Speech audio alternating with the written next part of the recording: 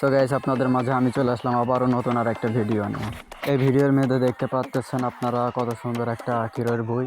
এখানে একটা কৃষক ক্ষীর তুলতেছে এবং আমাদের ড্রোনটা কি সুন্দর করে তার দেখতেছে। আসলে ক্ষীরই বাদ দিয়ে আমাদের ড্রোনটা দেখতেছে। আসলে গ্রামের মানুষ বলে এই কথা। তারপর ভাবতেছে যে এতক্ষণ ড্রোন দেখে কি লাভ, আমার তো ক্ষীরই তুলতে হবে। তারপর আবার ক্ষীরই তুলতেছে। তবে এখন দেখাবো দুইটা ফাজিলের ভিডিও। মানে ছোট ছোট দুইটা পোলা আমাদের ড্রোন দেখে তারা কি করে সেটাই আপনাদের সঙ্গে এখন দেখাবো। সব কথা শেষ কথা, গ্রামে চাচাতো ভাই বলে কথা।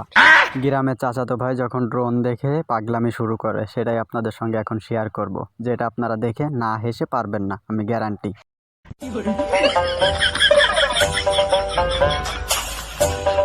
ঘিরই বইটা যখন এঁটে যাবে, মানে পুরো বই মনে করেন একদম গাছ দিয়ে ভরে যাবে, তখন আমরা অনেক লাভবান হতে পারি, অনেক ক্ষীরই হবে তখন। সো লেটস গো, শুরু করা যাক ওই দুই ফাজিলের ভিডিওটি। এখন আমরা ড্রোনটি তাদের সামনে নেব, দেখি তাদের রিয়াকশনটা কেমন হয়। এই যে দুই ফাজিল আমাদের ড্রোনটা দেখে একজন তো অলরেডি তার ক্যাপ খুলে নিয়েছে, আর একজন তো মাটির সাথে মুখ লাগিয়ে দিয়েছে যে আমাদের মুখটা যেন সে ড্রোনে না দেখতে পারে। সো ভাইও, আমি কিন্তু যদি কম না, দেখি তুমি কতক্ষণ থাকতে পারবো। আমিও আছি, দেখি তুমি কতক্ষণ ওইখানে এরকম মুখ, মানে রোদের ভিতরে মুখ এরকম মানে মাটির সঙ্গে লাগিয়ে দেখি কতক্ষণ থাকতে পারো। আমিও আছি ভাইও। না থাক, ছেলেটার সঙ্গে এমন নির্যাতন করা ঠিক হবে না। অবশেষে আমরা এখান থেকে চলে আসলাম। আসলে ড্রোন ঘুরাইতে ঘুরাইতে দেখি আবারও সেই ছেলেটা আমাদের ক্যামেরার সামনে। তো এবার তার সঙ্গে একটু ফাজলামি করে আসি।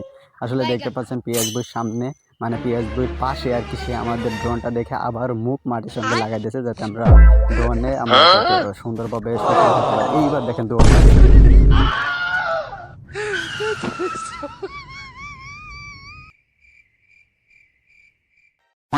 সো থাকো খোকা, দেখি তুমি এবার কতক্ষণ শুয়ে থাকতে পারো বিলের ভিতরে, কাটা রোদের ভিতরে।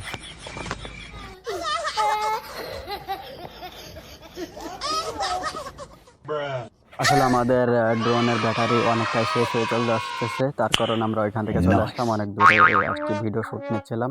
অবশেষে ড্রোনটা আমরা এখন লাভায় ফেলবো। আসলে পরবর্তী ভিডিওতে আপনাদের সুন্দর সুন্দর ভিডিও দেওয়ার জন্য চেষ্টা করবো ইনশাল্লাহ। সবাই ভালো থাকবেন, ধন্যবাদ।